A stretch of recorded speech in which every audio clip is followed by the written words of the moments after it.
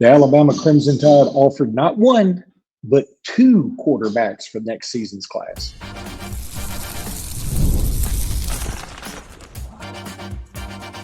You are Locked On Bama, your daily podcast on the Alabama Crimson Tide, part of the Locked On Podcast Network, your team every day. Hey, everybody, and welcome back into Locked On Bama, AHSA Radio Network's Luke Robinson. That's me. Alabama internet legend Jimmy Stein. That's him. This episode is brought to you by Game Time, and I'll tell you about Game Time in just a little bit. Thank you, everydayers, for being here every day. Thank you, newbies, for being here today, and thanks, everybody, for making this your first listen every single day. Jimmy, Alabama, the Crimson Tide offered two new unique quarterbacks yesterday. Not local by any shot. One of them is in Nebraska. I'm not sure how we found him. Yeah, I mean, these aren't our normal haunts. It's a coast to coast look. It's a unique quarterback search for Alabama this year. You signed the 5-star last year. No elite kid wants to come in, or the very rare elite kid wants to come in and sit behind the duration of Keelan Russell's career. That's how they look at it. So you got to sign a kid that maybe isn't, a guy that you consider an immediate starter, somebody that you hope to redshirt, develop. By his redshirt sophomore year, Keelan's about to cycle out, and now he's got a shot, right, in year 3, year 4. And as crazy as that sounds, you didn't sign Ty Simpson to be that guy, yet that's what's happened with him, right? Not getting to start till his redshirt junior year. He just happened to be a 5-star. But Mac Jones, I think, is a better comp for what we're trying to accomplish. Go find a Mac Jones, somebody that's ranked around where Mac is and that you develop, and then boom, year 4, he's a dude because he's someone that's got a lot of promise. So they offered Matt Ponotowski. We've talked about him on the show before. He's from Cincinnati. He is a baseball player. The reason that he might be available, even though he's fairly highly ranked, let's remember this kid, I think in the industry, On3's industry ranking, he's still like the 10th highest ranked quarterback in the whole country. I mean, that makes him pretty elite. I mean, the number 10 quarterback is an elite kid. And, but the reason he's still available is that a lot of schools are like, he's probably playing baseball. Well, that's what you hear repeatedly, and that might be what happened. So I hope Alabama fans kind of look at this like a Dylan Lonergan situation. Dylan was ranked maybe a little higher than this guy, but in the ballpark. And there were some schools worried about Dylan Lonergan going to play pro baseball that affected his recruitment. But one thing here, again, this isn't scientific, but I looked at ESPN's top 150 major league prospects. I looked at Baseball America's top prospects and MLB.com. So I looked at 3 different sources. Ponotowski wasn't listed among the elite prospects on any of those 3. Now, what does that mean? Nothing. I mean, nobody needs to take that to the bank of like people overblow the baseball situation. But I'm just saying he's clearly not a slam dunk first round guy, or he would have made one of those mocks on because those are 3 significant ones. So I do think it's possible that if you signed a Matt Ponotowski, that he's not playing baseball, that he's playing baseball for you, which would be a huge benefit to Alabama baseball. And he's a developmental quarterback with a lot of tools. The other quarterback, God, butchering his last name, Thomalla, I guess is how you say it. Jet Thomalla. How do you spell that? Jet Tama. How do you spell that? There's a lot of TOMs in the way I spelled it, but there's actually only one THOM in his name. Jet Thomalla. That's an unusual last name. I keep wanting to say Thomason, but that would be somebody else. Jet Thomalla, 6'4", pocket passer. Funny thing is, I watched a couple of brief clips just to get an idea of what he is, but just brief clips. I hadn't really studied it. Really similar to Ponotowski. I mean, they're looking for a type pocket passer. That's what they're looking for. And boy, you talk about a developmental guy, right? I mean, that's the ultimate developmental guy, a guy that you develop to play from the pocket. And I think that's what they're kind of looking for here, because boy, they're similarly sized, similar skill sets, pocket passers. This kid's committed to Iowa State. Maybe he flips. I know some of you out there are like, oh, well, he had flipped Alabama. Well, I mean, do you want to start at Iowa State, or do you want to sit on the bench for 4 years at Alabama, kind of at best? I mean, that's not an easy. We already had somebody else go through this, right? By the way, You mean in terms of the kid that we just recruited from? No. I'm talking about Brock Purdy, right? Yeah, well, yeah. I mean, it wasn't that long ago. Brock Purdy. It was a little different. Well, Alabama, my recollection, I don't think Alabama offered Brock Purdy. I think we wanted him as a walk-on, preferred walk-on, I think. I think what happened was, this is just my recollection. They decided late that you needed a quarterback, and it was late in the process. They were looking at two, a kid from California and Purdy. They were deciding between the two. They went with the kid from California, and they offered him. And then that kid chose, I think the first time I can remember this happening, chose to go play in the Ivy League over Alabama. He chose Princeton or Columbia or Yale or something like that. They went back to Purdy and said, okay, you got the spot. Purdy was like, to heck with you. You kind of hurt my feelings there when you chose a kid that's going to play in the Ivy League over me. So Brock Purdy, with his feelings hurt, signed with Iowa State. That's how I remember it. Somebody in the comments can correct that story if I'm not remembering it right. But Luke's right. We've kind of gone up against Iowa State in the past for a quarterback. And let's point out that Matt Campbell, who's still the same coach that's been there through Brock Purdy, they're on a roll at quarterback. They had Brock Purdy, who was really good. The next guy, Hunter Deckers, was very good and promising, but he got booted out of college football for some gambling scandal, and he got booted down to the FCS because he got kicked out for gambling at Iowa State on football. But he was a good player. And then their next quarterback happens to be the quarterback right now. Has been a multi-year starter, Rocco Beck. He's good. I mean, he's like NFL taking a long look at Rocco, who is, by the way, a very similar drop back passer to this Jet Thomalla guy. So Iowa State, they've done a pretty good job identifying quarterbacks who end up being good players. I don't think it's a slam dunk that this kid would flip, but I do think it's very possible because I think we all know what Alabama's like. I can't imagine that Iowa State's NIL is something that makes headlines. I think that would be a factor, with both kids to an extent, that Alabama, that's a positive for Alabama in this regard. So we'll see what happens. It'll be interesting to see, does Alabama want these kids to come to camp? I would assume so. Two things. First of all, the positive for Jet Tama would be that if we signed him and Jet Washington, we'd we'd start calling Bryant Denny the hanger, because we'd have two Jets in it. No way we've had two Jets. No way we've had two Jets. We've had guys that play for the Jets that at one point played for Alabama, like Malachi. I don't remember a Jet, period. No, I don't think we've had a Jet. And it'd be crazy to have two at once. But Ponotowski has Bama bangs in waiting. Kind of. Yeah.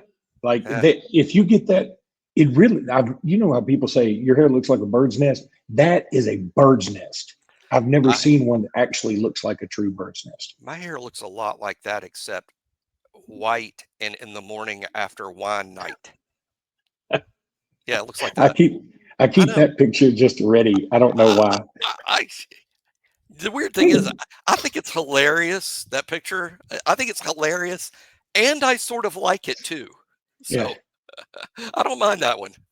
Look, this is what we do. We tell, hey, look, Matt, we will have you on Locked On Bama. You'll look like this, and then after the interview, you look like this. That's exactly that.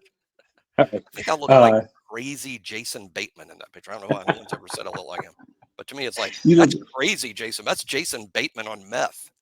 That's Jason Bateman during his mugshot, feeling himself as Nick Nolte. That's what that is. But no, my hair can be a show after wine night.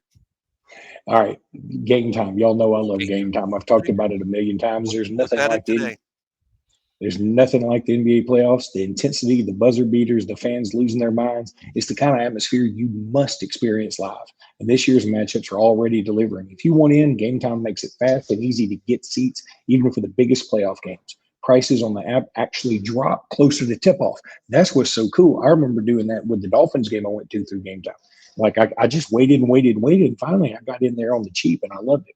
Killer last-minute deals, panoramic seat views, no surprise fees. They got it all. I love that I can see my exact view before I buy. No surprises. That's what I want. I don't like surprises. Don't throw me a surprise party. Don't do any of that. And with the game time guarantee, you know you're getting the best deal. If you find a better price in the same row and section, they'll credit me 110% of the difference. The NFL schedule release just dropped, and you better believe I'm already looking for all my fall calendar and picking out the games to hit. I got a Saints fan, I got a Dolphins fan, and I got an Eagles fan. I got to placate them all. You'll find great seats for as low as $100 thanks to exclusive discounts. Look, take the guesswork out of buying tickets with Game Time. Download the Game Time app, create an account, use code LOCKEDONCollege for $20 off your first purchase. Terms apply. Again, create an account and redeem the code LOCKEDONCollege, all one word, for $20 off. Download the Game Time app today. Last minute tickets, lowest prices, and that's guaranteed, people. We're down to number 76 on Jimmy Stein's roster rankings countdown, and that is one Mr. A.K. Deer. Now, going to take some heat for this one, I think. You are going to take some heat for this one because he's rated much higher. But what people have to understand is you have to juxtapose this to the folks who are ahead of him on the roster and on the depth chart. Yeah, and so it's about who's the best player on the team this fall, not who's the most talented kid on the roster. It's who's going to be the best player on the team this fall. And if you're hardly playing and we barely see you, or we see you very little, it's hard to justify ranking those guys too high. I have him down here with the red shirts. And I'm going to tell you something. I feel something in me tells me you're going to be wrong about this, because I do believe somebody from the other side, somebody not named Richard Young or Jam Miller is going to play a huge role, whether it's Daniel Hill, who a lot of people think it will be, or whether it's A.K. Deer or Kevin Riley. I don't know. But I think you have a good possibility to be wrong with either Daniel Hill, A.K. Deer, or Kevin Riley. I don't know where you have those guys ranked. I don't get to see your ranking. But I'm just saying you're going to have Richard Young and Jim Miller ahead of them. And I think that's, if you do the postseason ranking, one of those guys will be ahead of those other two guys, if that makes sense. I do. I mean, I think running back at Alabama is a little more wide open than many believe. I don't myself think that Jam Miller deserves to be the number one back all season. To me, Jam Miller has earned the right to be the number one back in camp, the number one back against Florida State, but then he's got to produce or look at someone else. I mean, that's the way I look at it. I mean, I think Alabama needs production from that spot, even if it means auditioning all the guys. And A.K. Deer may end up winning the spot. But the reason I have him here is, again, there are 6 running backs on scholarship at Alabama. In the past, I would say 5 is a great number. Alabama's got 1 more than that. So it's a crowded room, 6 guys, only one position. I think based on this spring, AK was 6th. And and it makes sense. I mean, is he really gonna in 15 practices leapfrog Kevin Riley, who right now I would say is probably 5th? And by the way, we're like red shirt in the back. Well, Richard Young redshirted. Kevin Riley just redshirted. Daniel Hill, I believe he redshirted, even though we saw him some. I'm not 100% sure about that. I'll double check that as I say it out loud. But I think Daniel Hill might have only played in 4 games. We'll have to check that. But point being, if you're the 6th back and everyone stays healthy, he's got a redshirt. It makes no sense to play your 6th back more than 4 games if he remains 6. Now, he may not, because as we all know, everyone who's listening to this, some of whom are shocked and bad that have A.K. Deer back here with the red shirts, I just have him here because there's 6 backs in the end of the spring, 6. Is he talented? Oh, yeah. Now, I wouldn't say he had a noisy spring. I wouldn't say there was buzz even. Now, part of that, I think, is because of the crowd. If there was a buzz this spring at running back, it was Daniel Hill.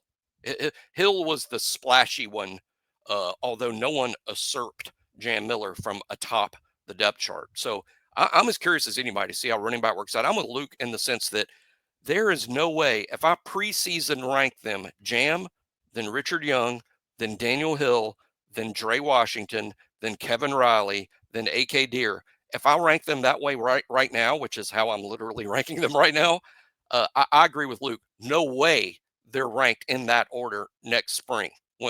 After this fall is over, it's going to jumble up those rankings, to say nothing of the fact that Jam Miller and Dre Washington are seniors and are moving on.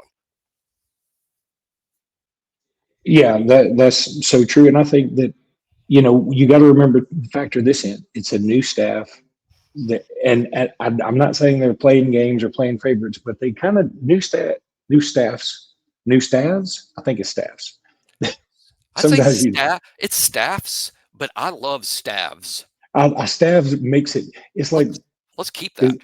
Yeah, I think staffs. I think we can change. We're rewriting the English language daily. So why not just keep going? We're butchering it. I don't know if we're rewriting it, but it staffs tend to gravitate towards those who have they've signed, who they really went after. Yeah, it's their guy. It's their guy. Yeah. Now Gillespie, little curveball here. I mean, Gillespie was on the last staff, so he's had a major hand in recruiting the room. But I agree with you, Luke, that I think DeBoer and Grubb and Sheridan, that this is their offense, and AK Deer is their guy. They inherited Jam. They even inherited Richard Young, but they inherited the commitment of Daniel Hill. So AK Deer is their guy, and I agree. And hey, and if we're ranking on pure talent, you might put AK Deer at the top based on high school tape. But hey, Richard Young had good high school tape too. No doubt about that. He does. But Jam Miller's also been at Bama a while. Richard Young's been at Alabama a little bit. And outside of Jam Miller's big runs early in the season, we haven't seen a lot of explosiveness. And I guess we haven't seen enough of Richard Young to know explosiveness or not. So it's really one of those, I'm gambling on the devil I don't know versus the devil I do. One interesting player that we don't discuss enough is Kevin Riley. And I say that just because, man, when you're trying to stand out in a crowded room, the best way to do that is to have a trait that the others don't have. Kevin Riley has the best, he's the home run. He's smoke. I mean, Kevin Riley is the one that can house it from 80 yards. And I would probably rank AK Deer second, by the way, out of the six. But Kevin Riley has a trait that the others don't have. I think he's got more burst and more long speed. Now, his issue is lacking the physicality that Daniel Hill brings in spades. Richard Young and Jam Miller are physical backs. Trey Washington, who I thought was going to be splashier this spring, he wasn't. Like I said, if there was a back this spring that made noise, it was Daniel Hill. And maybe that's in terms of expectation. I don't mean to imply Daniel Hill was a better player than Jam Miller this spring. I'm not saying that at all. I'm just saying maybe Daniel Hill was a little bit of a story because I think you kind of set your expectation. It's like going to a movie, right? You're going to a movie and you're like, this ain't going to be much. And then it's pretty good. You're like, man, that was great. Because you're expecting, the expectations are at a certain level. If you go in thinking this will be the best picture of the year and it's only, good, maybe you're disappointed. I think Daniel Hill was the story of the spring in that sense. I don't know that the staffs, can we call them that even though it's one staff? I don't know that the staffs were expecting Daniel Hill, the Daniel Hill they saw this spring. I'll tell you something, going back to like movie expectations, I'll never forget this. A friend of mine, she's a great friend. I still consider her a close friend, super person. And I envy her. She is ultra successful, got a great family. I love her to death, always been a friend of mine since Alabama. Taylor Hicks' wife. And no, but Taylor Hicks never been married, a little trivia. Oh, okay. But anyway, that was her. Your answer was way off. But she told me many moons ago, oh man, there was a great movie I went to see. And so, because I was like, what? I got some friends with me. We're going to go see a movie. Do you have any suggestions? She said, yeah, you got to go see Lethal Weapon 4. It's great. I went to see that movie. It's one of the worst movies I've ever seen. The last 30 minutes. I'm shocked a girl liked it. I'm shocked that doesn't. That's like.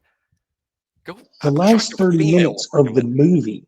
The last 30 minutes of the movie were people coming in one by one to give Rene Russo baby gifts for the birth of her and Mel Gibson's baby in the movie. And I was like, Joe Pesci was so bad in it.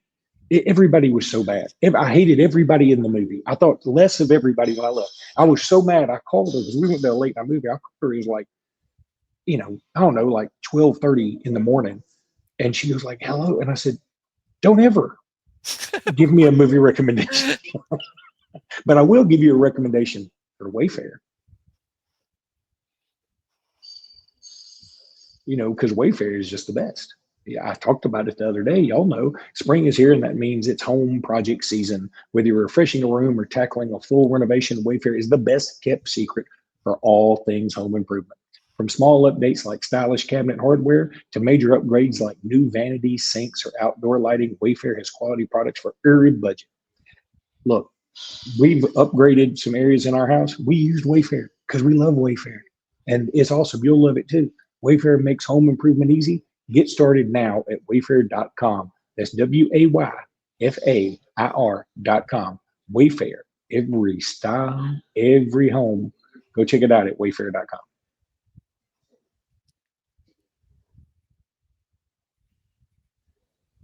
All right.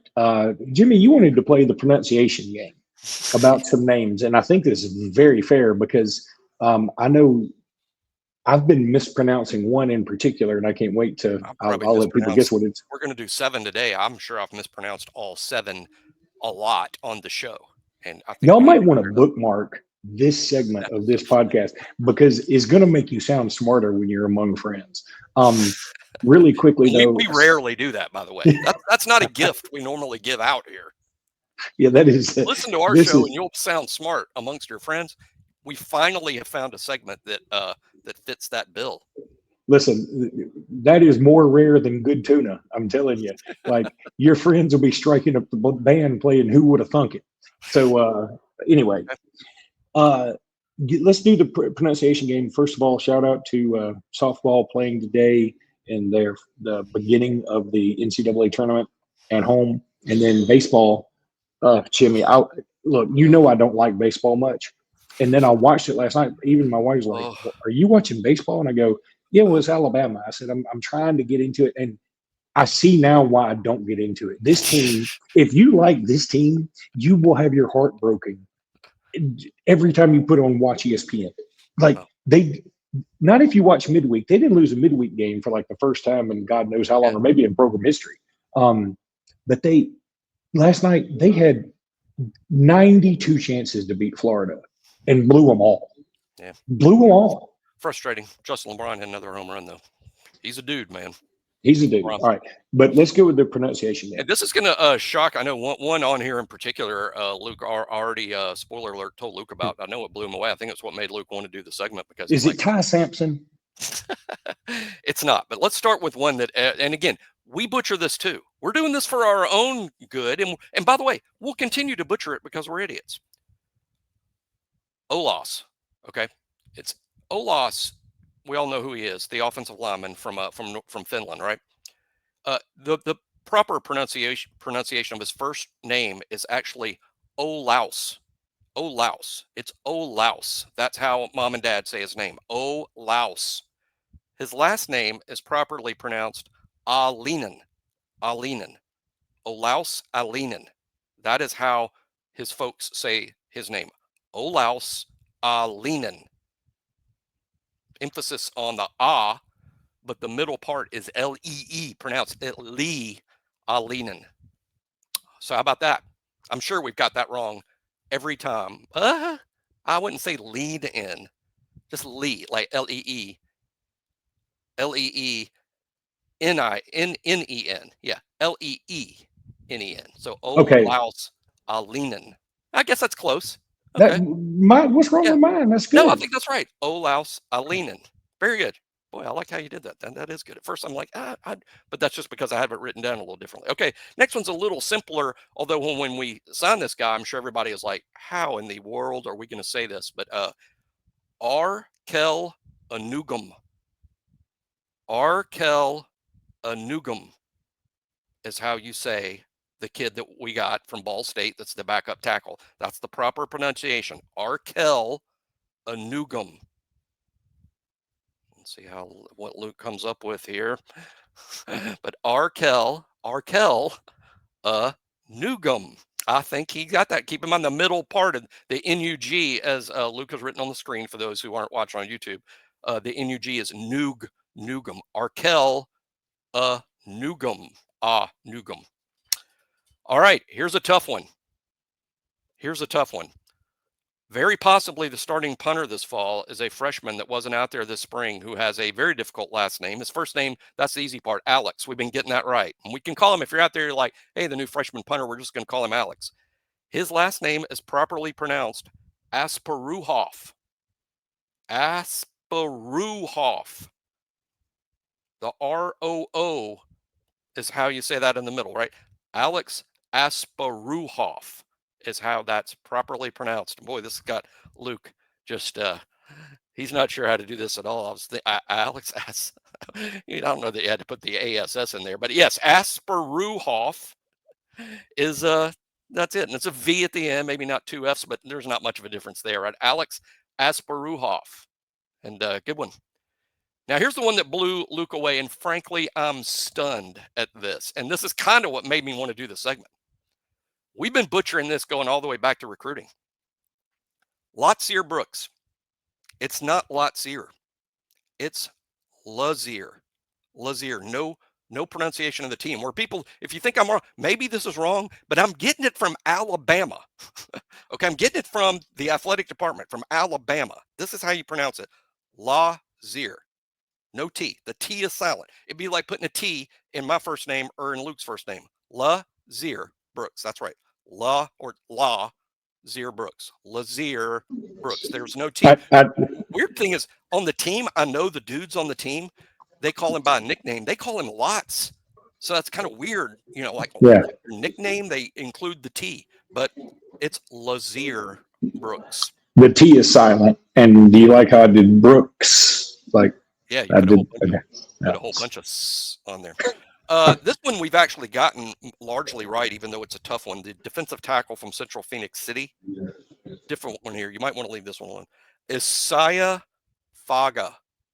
That's how you pronounce his name. Y'all know who I'm talking about. The defensive tackle from Central Phoenix City. Isaiah, and I think he spells his name I-S-A-I-A. That's Isaiah. Last name pronounced Faga. Emphasis on F-A-H. Faga. Isaiah Faga. That's how you say his name. Isaiah Faga. Okay, pretty good. Whoa, ready for this? Here's a brain twister. I don't know that you got enough letters on the keyboard. The JUCO player that we bought in from California that had signed with Mississippi State, he's changed his whole name, even to the fact I've kind of forgotten his first name. He's changed his first name and what he goes by. And he now goes by Fatu Toa.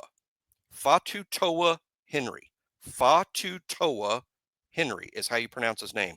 Fatu Toa Henry. Say it again. Fatu Toa Henry. He's the JUCO that Alabama signed as part of the signing class last year. It looks like he's going to spend some time at Bandit, maybe some Wolf, outside pass rush. Fatu Toa Henry. Good job there, Luke. That's good. And the last one today, because trust me, we're gonna do this segment again. The last one today, a little simpler, but just to get it right, because I was a little off on this, and I've kind of butchered this one too. The transfer from Colorado, Nakai Hillgreen. I've been saying Nakaya. Nakai Hillgreen. Nakai Hillgreen. All right. So that's the 7 today. Olaus, Alienen, Arkella Nugum, Alex Asparuhoff, Lazier Brooks, Isaiah Faga, Fatu Toa Henry, and Nakai Hillgreen. Now we know how to say those 7 guys' names. And hey, we're teaching ourselves here too. It is important. I mean, big time. Who was the guy? There was a guy in Alabama recently, and everybody had been mispronouncing his name all across the board. And when he graduated, he was like, "That's not how you say my name." Marcel Darius. Who was it? Was it Marcel Darius? Marcel Darius wanted everybody to pronounce it Darius. That's one. That may be the one. Darius. For whatever reason, a lot of national guys was always getting Najee's name wrong, and I never understood that. That seemed extremely simple to me. But boy, there's a lot of people butchering Najee's name. How about this? Sneak preview of the next one.